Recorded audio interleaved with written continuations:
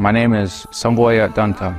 I am Ongwehonwe, which means the real people from the Yalakwa. French titled us the Iroquois. We are those who are responsible for bringing issues to council. The Great Spirit will hear everything I'm about to tell you. The destruction of all mankind may begin with our continent, because the covenants of our ancestors have been broken. The prophecy of the Ganyat Gahaga states there will come a time when people will lose respect for the earth and for each other. Rivers and skies will be polluted.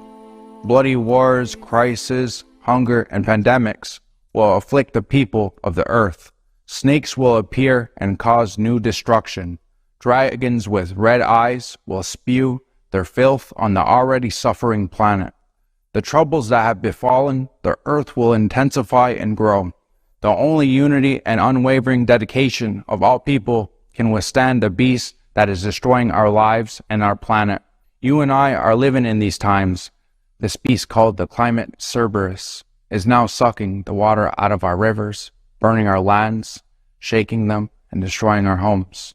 My voice is seldom heard, and I do not speak much, but you are listening to me. Now for a reason.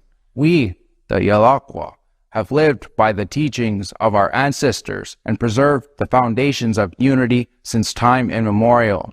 We knew that a time would come when we would need to act. The lives of all of us are in our hands, and we must unite our minds and our hearts in order to deter extinction. The direction of the seventh generation needs to be priority. That is why I'm here today.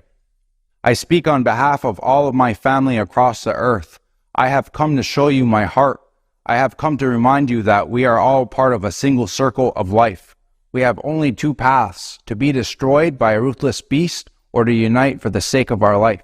Our only chance to truly unite and preserve our lives is to live in a creative society. Why the creative society? Because it is the only opportunity for the people to live with dignity and in peace. We know this because the principles of the creative society is founded on the values and modernizes our message.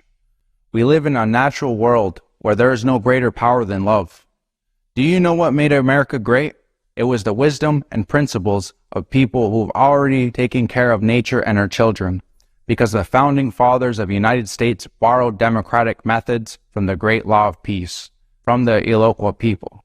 We, the Yalakwa, rightfully consider ourselves the true founders of self-government and democracy. It is said that our democracy surpassed the democracy of the Romans. Equality and self-government are the pillars of the creative society, which were also our original foundations. On these principles, our nation's unity was maintained for time immemorial. That is why we are pleased that the world is now talking about the creative society, and our foundations are returning and spreading across Mother Earth. Ladino Shoni, the people who follow the way of the real house, that we were all originally put here, which created consensus for all people to unify for Skana, or you would call peace. We all must remember that we all live in the same house, our planet, and today we all must unite to stop the beast and live long and happy lives. One of the core values of Yalakwa is the seventh generation. This means caring for ourselves and each other and considering those who are not yet born. It is our duty and responsibility to leave them a better world, but the consumer society makes this impossible. We lost respect for each other. We fight. We are divided. The consumer society will take our lives one by one and leave only a lifeless desert where there will be no place for us or our children. In the consumer format, none of us have a future. If we do not change anything, the seventh generation will not come into existence. Are we going to put our heads down and accept it? Will we not fight for ourselves and those who are dear to us? The consumer society taken enough lives, and we have endured it. Now it is ready to deprive all of humanity of its future. We can give up and lose, or we can join hands and unite and win. My duty and responsibility as Yalakwa, I believe that the consumerist format needs to be eliminated. It is time to act. I call on all indigenous peoples of Turtle Island to unite as one creative family.